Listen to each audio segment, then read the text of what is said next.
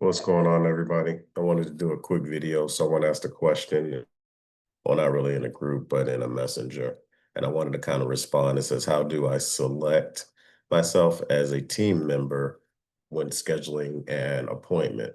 So when you're scheduling an appointment, first thing you need to make sure is that your Google Calendar or whatever calendar you use is synced up and integrated with the CRM. That way, when you put in an appointment within the CRM or vice versa, the appointments will sync up and link up so that when you try to schedule an appointment, it knows what you have available as opposed to just overbooking.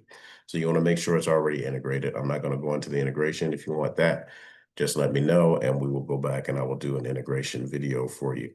But just scheduling an appointment, you want to go to the CRM, you're going to go to calendars. Once you go to calendars, all the calendars that you have created, and once again, that's another video. If you want to know how to create separate calendars, just let me know and we'll do that. But I have multiple calendars that I utilize.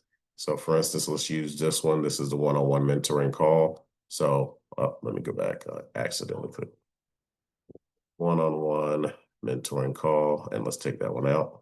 So that means this is the calendar that it's going to use. Once you have that selected, and you could also go by users, so you can see specific users uh, calendar kind of set up. Also, you can go through groups, but we're not going to talk about all of that, but just know that those are options. We're going to go back to calendars. And let's say you want to create a new appointment. So you're going to click new up here in the top right-hand corner and make sure that the correct calendar is selected. So that's not the correct one. So let's go to the one we said, let's say one-on-one mentoring. So that's the calendar that it's going to utilize, and it's only going to give you options for the availability that you have previously created or selected for the specific calendar, right? All right, so let's say I'm going to pick, matter of fact, let's go to a specific day.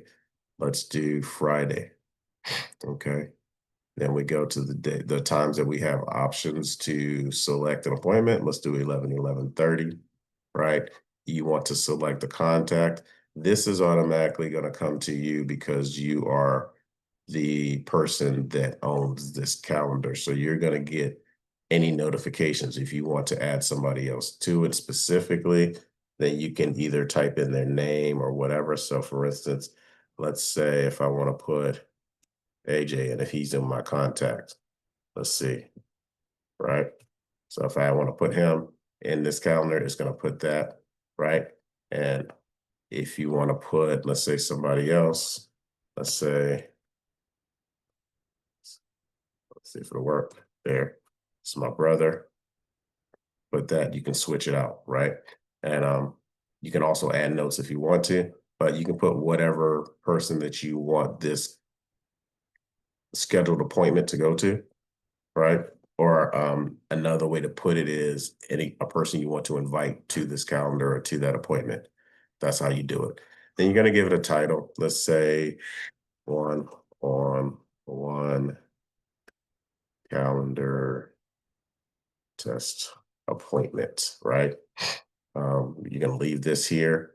If you want the team, a specific team member, then you can go here. That would be you. You can put that there. Once again, make sure that the time zones is correct. You have your default actual days and times selected, but you can also do customs if you need to. You can make it a recurring appointment if you want to, but just leave it at default for now. The calendar default, I will leave this selected.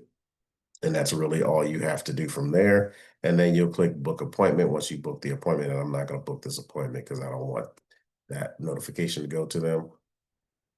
But once you do that, as a matter of fact, let's switch it out. Let's put here, switch it up. And let's book the appointment. Once I book the appointment, remember it's on the 10th at 10:30. So it says booked appointment on the top right corner. So let's go to 10:30. If you see right here, there is the appointment that we just selected. I got a notification on my phone that the appointment was booked because I have automation set up for it. You can click on it to view the details. You can see all of the details right there and so forth. And these, the way that I have it set up, these are set up for Zoom meetings because I have my Zoom linked and integrated with the CRM. So this is going to be a Zoom meeting. So because I have it linked, when I schedule an appointment here or I schedule an appointment anywhere that's connected to this specific calendar, it's going to go to Zoom. It's going to create an a scheduled appointment with a Zoom link. So that Zoom link is going to already go through Zoom. It's going to go to my email, to my calendar, and everybody will get notified of this appointment. So hopefully this answers your question. If you have any other questions, feel free to reach out and let me know.